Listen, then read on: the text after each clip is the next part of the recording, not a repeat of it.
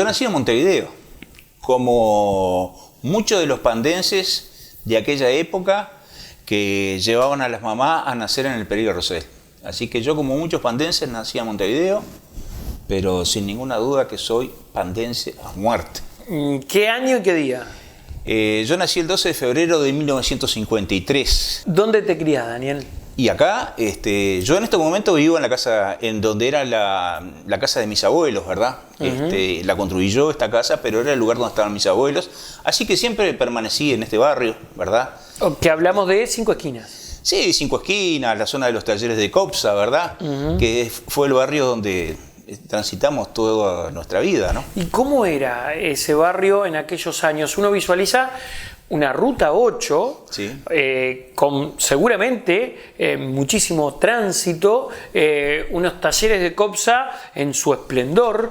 ¿Cómo fue vivir, transitar la infancia en este punto de Pando, Daniel? Bueno, yo te voy a contar que por esa época, yo viví hasta los 6 años en una ciudad que tenía calles de tosca. Todas las calles eran de tosca, de Pando, con los plátanos a los costados. Esta ruta 8 tenía una especie de reminiscencia con los bulevares franceses, ¿verdad? Porque era una ruta que iba hacia el parque con esos plátanos al costado, muy bonita, muy bonita. Y posteriormente, tuvimos de repente la sorpresa de que frente a la casa de mis padres, que era en la calle Rivera, ¿verdad? En ese tramo de entre la ruta 8 vieja y la vía, se le instala la planta para hacer el hormigón de Pando. Así que tuvimos a la empresa casi enfrente, con los camiones saliendo permanentemente, ¿verdad? Con el hormigón para hacer las calles de hormigón de la ciudad. O sea que tuviste el obrador acá, sí, de lo que fue el primer casco urbano. Claro. Hormigonaron eso. Hormigonaron esa parte de... Artigas, Aldunate. Claro, sí, claro. Todo lo que es el hormigón es de aquella época. Daniel, ¿tenés hermanos? Tengo 3 hermanos más, Gustavo, que me sigue, y después 2 hermanos mellizos que se llaman Raúl y Ángel. ¿Sos el primero? El primero de los 4. ¿Cómo es ese relacionamiento con los hermanos? Excelente, es un relacionamiento excelente, de muchísimo respeto siempre, y yo diría, y muy fraterno, como tiene que ser el relacionamiento de los hermanos, ¿verdad? Bueno, y ahí hay una gran influencia de los padres, ¿no? Para eso. Ni que hablar. ¿Qué hacía tu mamá y qué hacía tu papá? Bueno, voy a empezar con mi papá. Mi papá era funcionario del ferrocarril, trabajó muchos años en Empalme Olmos, porque además la familia era de Cañada Grande, mis abuelos eran de Cañada Grande, y trabajó en el ferrocarril hasta que los talleres del ferrocarril fueron mudados para Peñarol, la zona de Peñarol. O sea, hablamos de Víctor Sudrier. Estación Víctor Sudrier. Estación Víctor Sudrier. Que me imagino también aquello en su esplendor o en su apogeo. Era una ciudad ferroviaria. Era una ciudad ferroviaria, sí. Y en esa época de mi padre allí era época de los ingleses todavía, ¿verdad? Así que trabajó en el taller en la época de los ingleses. ¿Y tu mamá? Y mi mamá nació en Piedra del Toro, muy cerquita allí de Empalme Olmos. Y mi mamá fue una gran madre, falleció hace muy poquito tiempo. Y fue una gran madre, siempre estuvo atrás de nosotros, nosotros éramos la vida de ella, ¿no? Así que la pregunta me hace un poco emocionar, pero nosotros éramos la vida de ella. Almacenera también en algún momento, ¿no? Sí, claro. Después de mi padre ahí que se jubiló, se instalaron con un almacencito enfrente mismo, casi a los talleres, y que fue evolucionando hasta hacer incluso un autoservicio en aquella época, ¿no? Y bueno, después de fallecer mi padre, continuó mi madre, pero ya había problemas de seguridad. La última vez un robo con un revólver apuntándole a la cabeza, y bueno, ahí se resolvió definitivamente cerrar el comercio, ¿no? ¿Cómo era ese barrio? ¿Qué recordás de este barrio? ¿Y qué hacían? ¿Cómo mataban el tiempo? ¿En qué se entretenían en aquella época? El barrio era un barrio todo de gente de trabajo, y yo diría de muy buena gente, con aquellos vecinos solidarios, con esa comunicación a diario, ¿verdad?, que se tenía. Realmente un barrio excelente. ¿De qué familias te acordás y qué amigos o amigas cosechaste en ese entonces que aún tenés vínculo? Bueno, el tema es el siguiente. Los varones, desde que nacemos, andamos atrás de una pelota. Así que te podés imaginar que todos los muchachos del barrio nos armábamos unos partidos de fútbol excepcionales, ¿no? ¿Y tenían el Club Atlético Cinco Esquinas? ¿Alguno de ustedes pasó por ahí? Uno de mis hermanos pasó por ahí. ¿Vos no? Yo no. Nosotros jugamos al fútbol en un club de baby fútbol que se llamaba El Charrúa. Y después yo de ahí hice un pasaje por inferiores de Nacional. Opa, y, ¿Nacional Montevideo? Sí, de Nacional de Montevideo. ¿En serio? Jugué amistosos en inferiores. Y después, ya cuando tenía que dedicarme a laburar, vine nuevamente para jugar en Pando y jugué en el Club Wanderers de Pando, ¿verdad? Mirá vos, pero entonces la movías, ¿andabas bien? Y bueno, muchos muchachos de aquella época tenían las mismas condiciones que yo. Lo que pasa es que tuvimos la oportunidad de ir. ¿De qué jugabas? Jugaba a la izquierda, delante a la izquierda. Puntero izquierdo. Sí, sí. ¿Y de qué nacional estamos hablando? O sea, ¿qué año? ¿Qué jugadores referentes había en aquel entonces? Para aquella época te voy a mencionar alguno como el Pepe Cruz, Daniel Mantegaza, Amarillo, que Amarillo fue después a jugar al Barcelona, fue directamente de Nacional, fue a jugar al Barcelona, fue compañero de club. De esa barra, ¿no? De esa barra. ¿Y que por cuestiones económicas? No, el tema es el siguiente. Para la gente que vamos del interior a jugar a Montevideo, hay un proceso de adaptación y después los lugares son pocos, no son muchos. Así que muchas veces yo le diría a la gente más joven que está en estos momentos con las aspiraciones de ir hacia el fútbol montevideano, de repente es mejor ir hacia los cuadros más chicos, ¿verdad?, donde hay más posibilidades. Llegás a un Wanderers, que ¿con quién jugás en aquel entonces? ¿Y cuánto tiempo jugás? Bueno, jugué unos 2 o 3 años en Wanderers. Pero era un cuadro fuerte de Pando, ¿no? Sí, era un cuadro fuerte de Pando, por ser un poco más, por citarte algo más, yo te diría que, por ejemplo, jugamos con el padre de Abel Hernández, con el papá de Abel Hernández,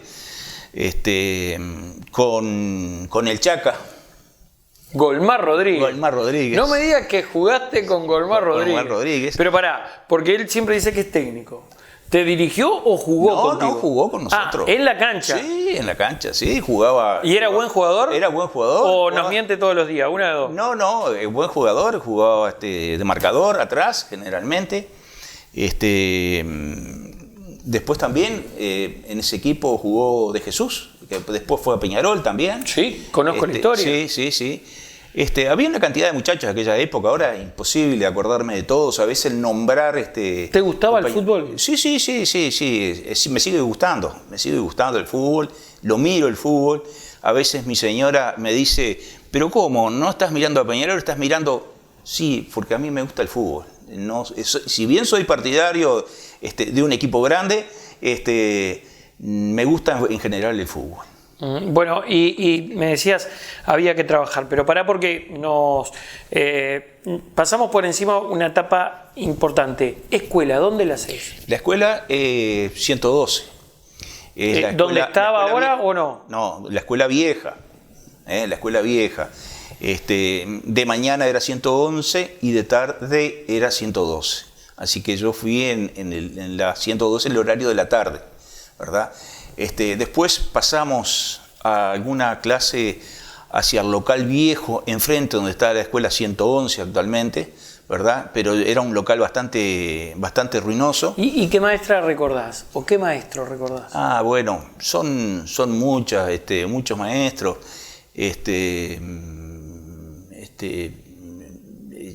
La maestra Cherita Dalton, por ejemplo, la mamá de este muchacho que también fue jugador de fútbol de Dalton, China Riccieri, y ¿quién más podría yo? Que eran maestras referentes, digamos. Sí, y después el maestro Busnadiego, que fue muy importante, en el último año fue muy importante. ¿Maestro? ¿Cómo? Busnadiego, bueno. de apellido. Mirá, Sí. ¿Terminás la escuela y a dónde vas? El Liceo Braus. Braus. Al Liceo Braus. Y ahí hay una anécdota muy importante porque... A ver, contame. Porque recibimos la nominación del liceo como doctor Luis Alberto Brause, y en aquella época recibimos al presidente de la República, que era el doctor Gestido, que vino a descubrir la placa al frente del liceo, esas letras de bronce que tenía con el nombre. El doctor Brause había sido docente, era abogado, fue ministro de Agricultura, integró el Poder Ejecutivo en la época del colegiado. Era el yerno de don Tomás Berreta, y había sido un hombre que se había preocupado por el liceo, por la construcción del liceo, ¿verdad? Uh-huh. ¿Qué orientación seguís en el liceo?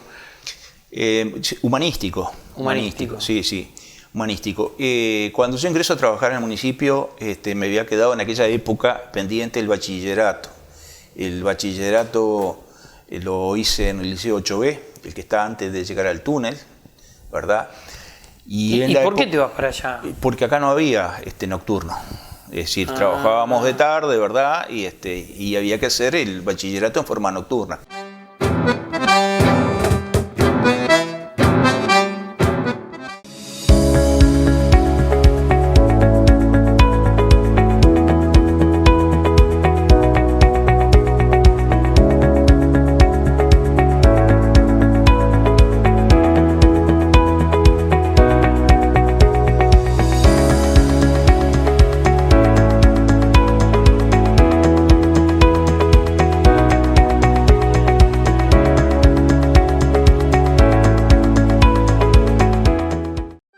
Si este edificio hablara, contaría historias llenas de confianza y crecimiento.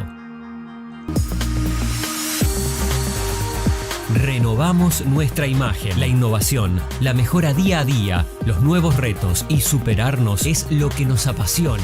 Como símbolo de agradecimiento a los socios, emprendimos una gran remodelación edilicia en nuestra sede. Cambios que reflejan la fuerza y el ímpetu del trabajo que nos identifica.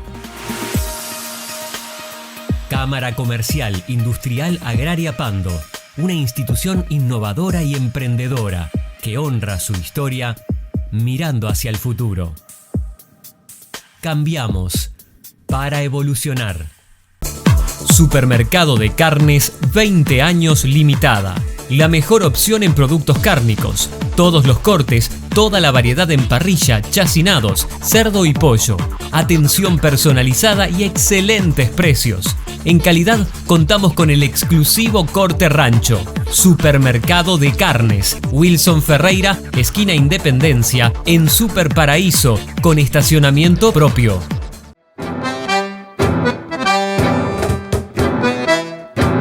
¿Siempre se respiró política en tu casa o sos vos el que decide ingresar a la política? ¿Y por qué? ¿Qué fue lo que te cautivó a ingresar en el mundo político? Bueno, yo debo decirte que en mi casa siempre estaba prendida la radio. Y ya de aquella época escuchábamos los debates políticos que se hacían por radio, ¿verdad? Había un programa que se llamaba Debate del Pueblo, y bueno, a veces terminaban a los sillazos. Era debate en serio. Era debate en serio, con una fuerza, con un vigor. ¿Qué político dijiste, no sé si la palabra es yo quiero ser como él, pero sentiste admiración, te cautivó?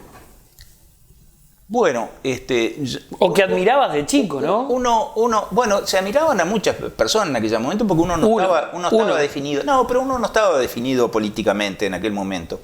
Tal vez la influencia un poco de mi padre, la influencia de mi padre y la orientación de mi padre. Porque tu padre era colorado. Mi padre era colorado, ¿verdad? ¿De quién? ¿Colorado de quién? Como decían los veteranos. Y colorado en aquella época de la 614. ¿Cuál era? De las líneas de Ditrano, de Capeche, después Gervasio González. O sea, estás hablando de Canelones, Sí, caudillos sí, sí. colorados, Colorados Canelones. de Canelones. Capeche, Sí, sí. recuerdo ver algún cartel. Sí, claro. Litrano, bueno, no, me suena el apellido, pero no. Sí, el caso de Capeche fue un hombre que siguió una línea política muy parecida a la de don Tomás Berreta, con la gente, vamos a decir,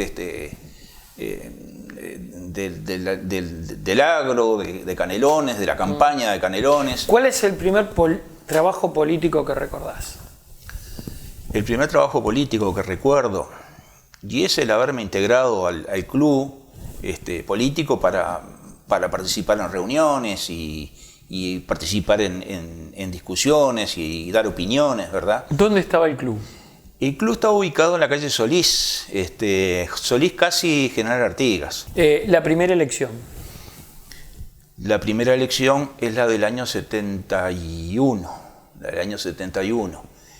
en el que se vota a Bordaberry. ¿Tu primer función? Política, sí, fui convencional, departamental y nacional. Y ahí abrimos un paréntesis porque llega el golpe de Estado. Sí. ¿Qué te dejó eso? Hoy, donde tantas cosas se remueven, con algún hallazgo de restos óseos, con 50 años, un número redondo, sí, del golpe de Estado y la huelga general. ¿Qué visión tenés de eso, Daniel? Y bueno, lo primero de todo, no te olvides que yo ya era un hombre de 16, 17 años cuando la toma de Pando por parte de los Tupamaros, ¿verdad? Yo a veces arriesgar a dar opiniones. ¿Te acordás de ese día? Sí, me acuerdo de ese día porque iba a jugar al fútbol. Y en aquella época había una línea ANDEP de Pando a Montevideo, y cuando salimos en el ómnibus están asaltando la ciudad. ¿Qué te quedó en la retina? O sea, ¿qué fue lo que viste? Y bueno, contame la experiencia. Cuando llegué a Montevideo, ya todas las radios estaban transmitiendo, ¿verdad? La toma de la ciudad, y estaban apareciendo los primeros comentarios. Después continuamos a los días siguientes con el tema de los diarios y con los comentarios de las cosas que realmente habían pasado. La gente ya empezaba a difundir lo que habían visto. Y bueno, entonces yo no quiero perder la perspectiva, pero estábamos en una situación de violencia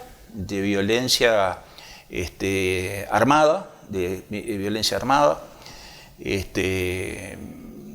y bueno, había una posición de enfrentar esa situación de esa violencia armada, que también tenía un respaldo internacional detrás. En fin, eso todos los días escuchábamos en la radio los asaltos a los bancos, todos los días había un asalto a un banco, todos los días había noticias de algún secuestro por parte de los Tupamaros. En fin, fue una época muy violenta en la que nos tocó de alguna manera decir, bueno, o estamos con los violentos o estamos en contra de los violentos.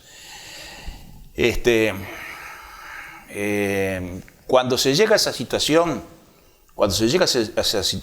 en un país, no vamos a salir por buen camino.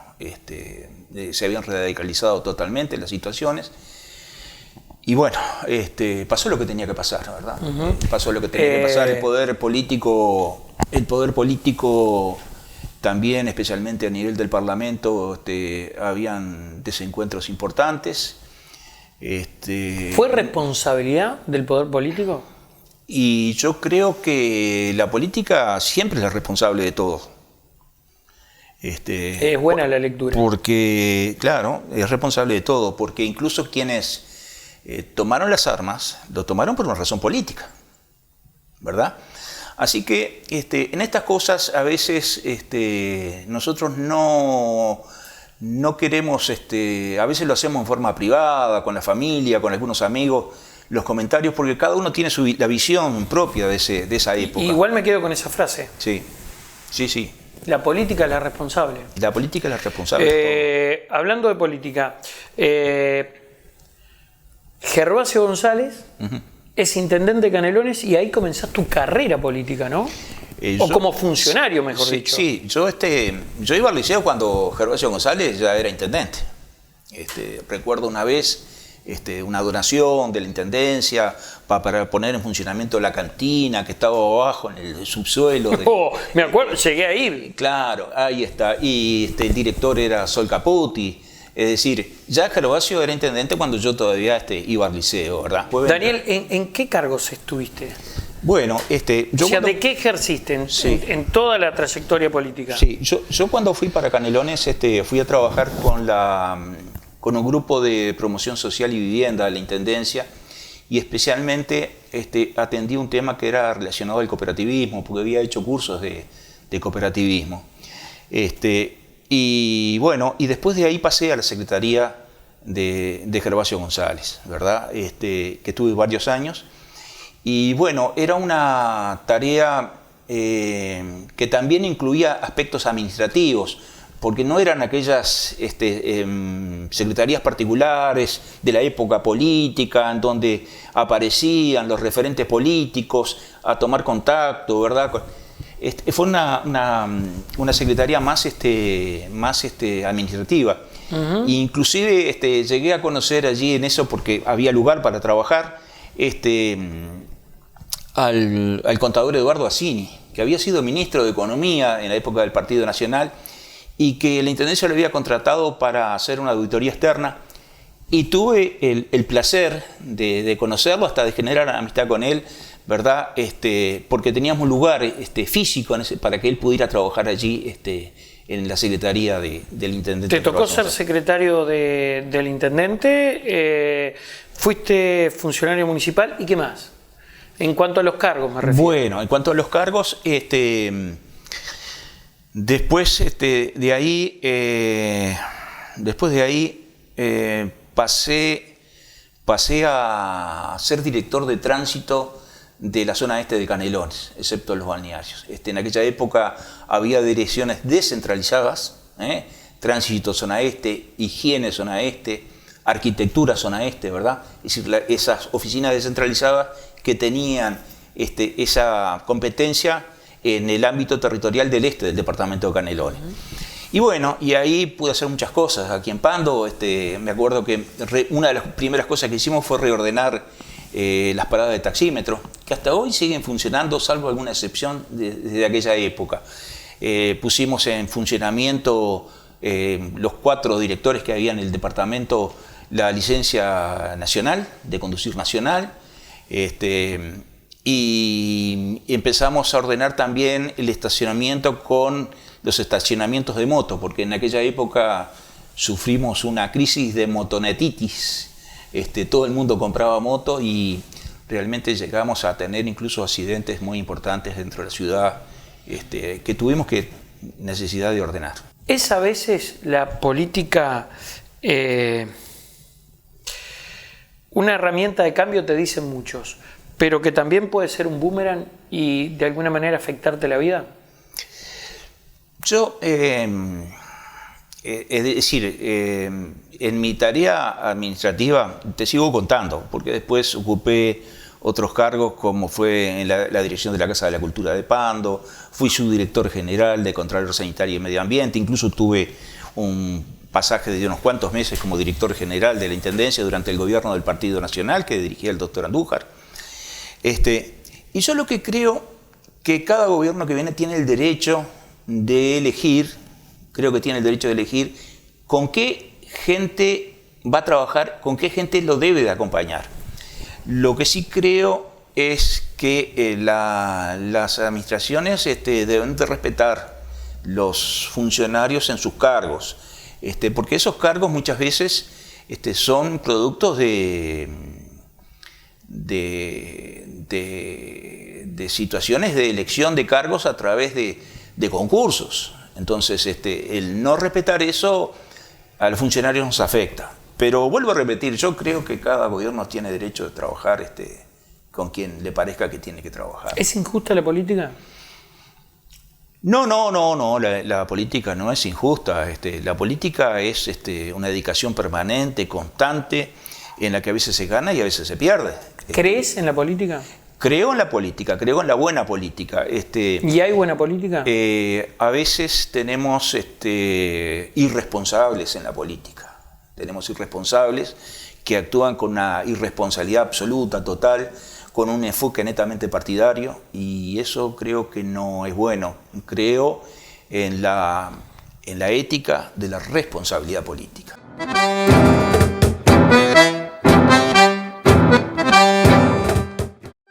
Si este edificio hablara, contaría historias llenas de confianza y crecimiento.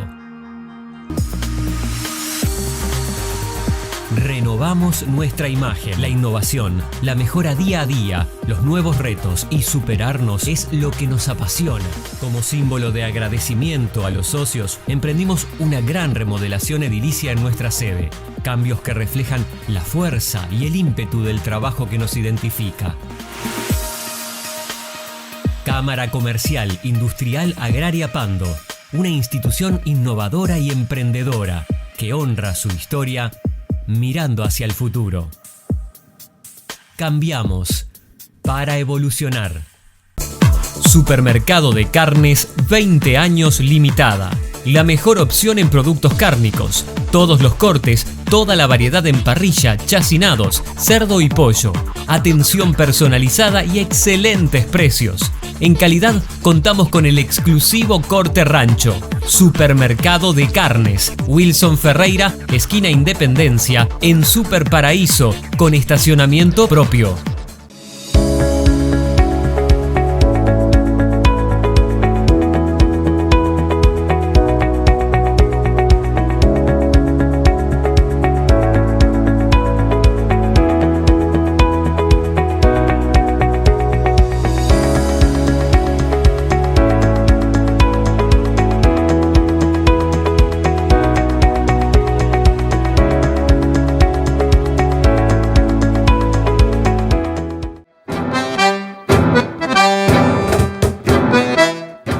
¿Qué es lo que te motiva a fundar un diario? Nosotros comenzamos. ¿Y por qué? Nosotros comenzamos con un diario licial.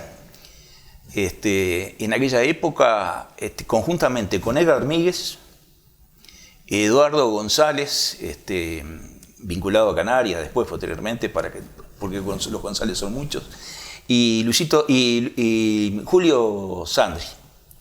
Con ellos comenzamos con un periódico. Pero era de licial. Era licial. ¿Qué significa? ¿Que lo hacían y lo distribuían ahí? Lo hacíamos nosotros, claro, lo hacíamos nosotros a mimeógrafo, ¿verdad? Impulsado un poco por Sol Caputi. El director del liceo en aquel entonces. De aquel entonces. Bueno, y posteriormente fui corresponsal de El Día. Hasta un año antes del cierre, una cosa así, ¿verdad? Y bueno, y apareció ahí la posibilidad de empezar a imprimir algo con un diario local, y ahí arrancamos. En el año 1984. Quiere decir que de eso hace ya 40 años. ¿Es difícil mantener un diario? Claro que es difícil, porque todos los días hay que hacer un diario. Y eso supone tener una infraestructura y tener un respaldo para poder trabajar. Lo mismo con un canal de televisión, ¿verdad? Donde hay una cantidad de aspectos del personal, de la tecnología, ¿verdad? Nosotros comenzamos con el diario imprimiéndolo con moldes de plomo. Es decir, eran unas máquinas que eran como una máquina de escribir, pero que tenía una fundición de plomo y que iba tirando las líneas. Después hacía una prueba de galera, había que sacar con una pinza las líneas que estaban con alguna falta de ortografía, volverla a tipear, volverla a colocar y después imprimir. Después apareció la composición en frío, es decir, se pegaba la página arriba de una página que ya estaba organizada, que eso generalmente se hacía con máquinas electrónicas, ¿verdad? Con máquinas de escribir electrónica. Y después, bueno, la tecnología actual, ¿verdad? Que ha ido evolucionando muchísimo todo, ¿no? ¿Por qué tiempo? Y bueno, buscábamos un nombre que fuera original, que no significara un nombre político, ¿verdad? Que no fuera buscábamos algo, y bueno, y tiempo, y el color verde, que nosotros creemos que es el color de Pando, el verde y el blanco, que creemos que es el color de Pando, que lo tiene Urupan también, ¿verdad? Y creo que si tuviéramos que hacer una bandera, la tendríamos que hacer verde y blanca, ¿verdad? Buscamos que fuera un diario de identidad. Yo recuerdo una conversación con Nicolás Simone, cuando recién arrancábamos, y Nicolás me preguntaba, ¿y qué es lo que vas a hacer un diario político? No, no voy a hacer un diario político.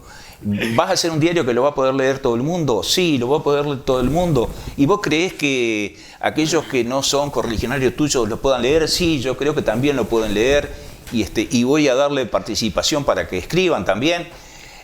Así que tuvimos muy claro desde que comenzamos de que debíamos hacer un diario de información ciudadana, ¿verdad? Y abierto y generando posibilidades para los que quisieran escribirlo pudieran hacer. ¿También has escrito? Sí. ¿Qué has escrito, Daniel? Sí, hemos trabajado mucho con la investigación histórica. ¿Por qué te interesa la historia? Bueno, el patrimonio, la cultura de nuestra ciudad.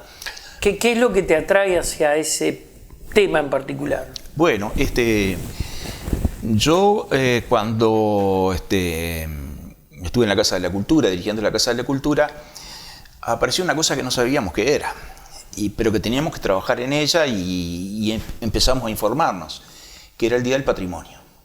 Nosotros fuimos los ¿Cuándo se lanza el Día del Patrimonio? O sea, ¿de qué año estamos hablando? No te puedo decir, pero debe ser 90 y algo, del año 90 y algo, ¿verdad? 90 y algo. En términos históricos, relativamente contemporáneos, claro, obviamente. Claro. Entonces o sea, por la década del 90 empieza el Día del Patrimonio. Del Patrimonio. Y nos dimos cuenta de que era de un potencial tremendo, brutal, reconocernos a sí mismos, ver las identidades que teníamos y que detrás de la actividad patrimonial podría venir el turismo histórico, el turismo cultural. Si nos dimos cuenta y colaboró mucho con nosotros Roberto Alberti. Sacábamos en un ómnibus ese día, hacíamos la recorrida, viendo todo lo que era el patrimonio de alguna manera físico, porque lo que veíamos eran lugares. Pero hay otro patrimonio que es el de la gente, ¿verdad? Que es el de las costumbres, que es es decir, brutal, tremendo, un tema así. Y bueno, y nos atrapó y empezamos a hacer una investigación histórica. Mi familia, especialmente por la parte de mi madre,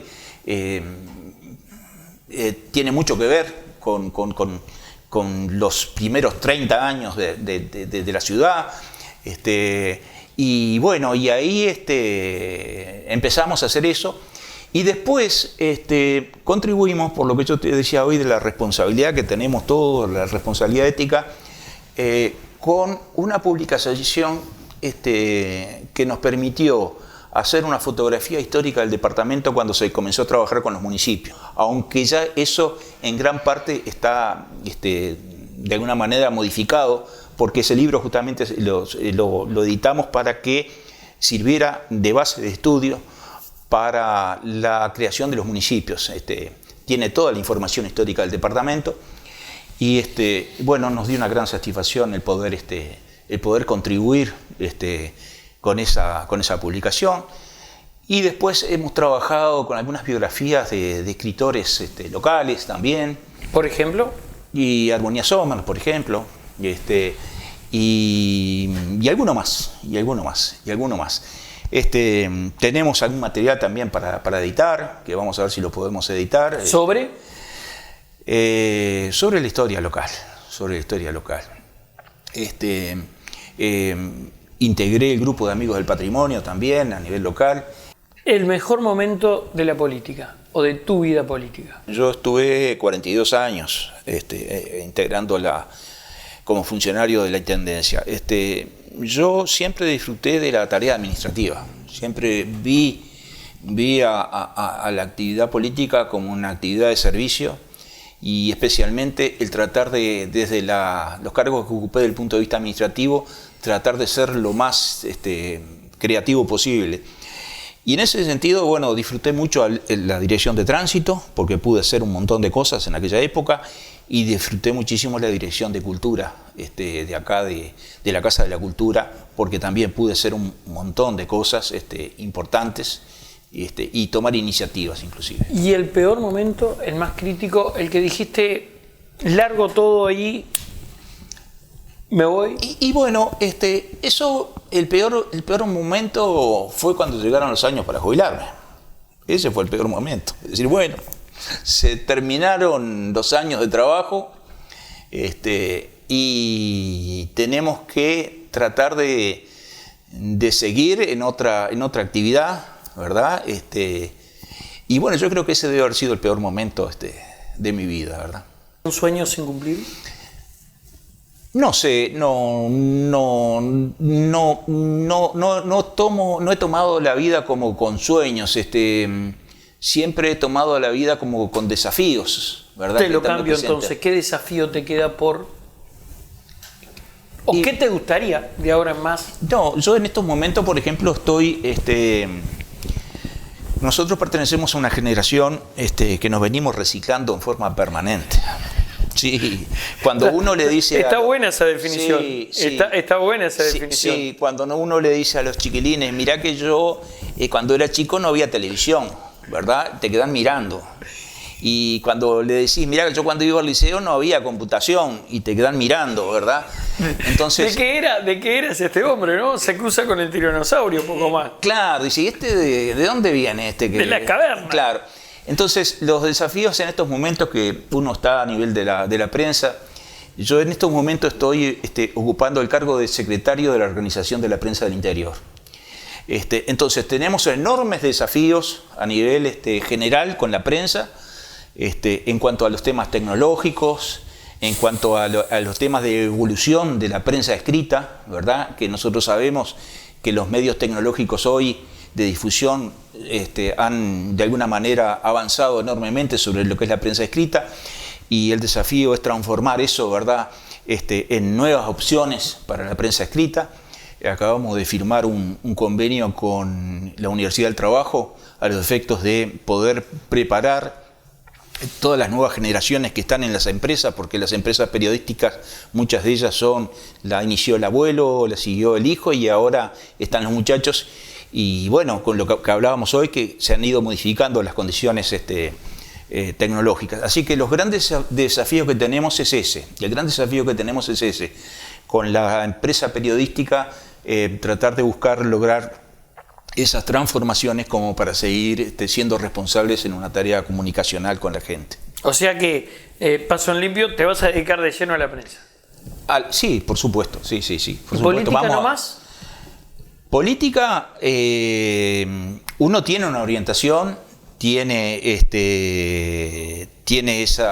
adentro, ¿verdad? Que nunca se muere, ¿verdad? Pero tenemos que ver a quién poder ayudar, ¿verdad? Que reúnan las condiciones como para ver a quién podemos ayudar. Y es una tarea que no es fácil, por las renovaciones que se han ido produciendo. Tenemos un expresidente dentro del Partido Colorado con 88 años, el doctor Valle falleció, en fin, los referentes políticos de Canelones también han fallecido, ¿verdad? Así que queda la posibilidad de un camino abierto para una cantidad de gente joven que se integre a las columnas del Partido Colorado y que nosotros, los que ya tenemos algunos años, los podamos ayudar para que ellos puedan salir adelante.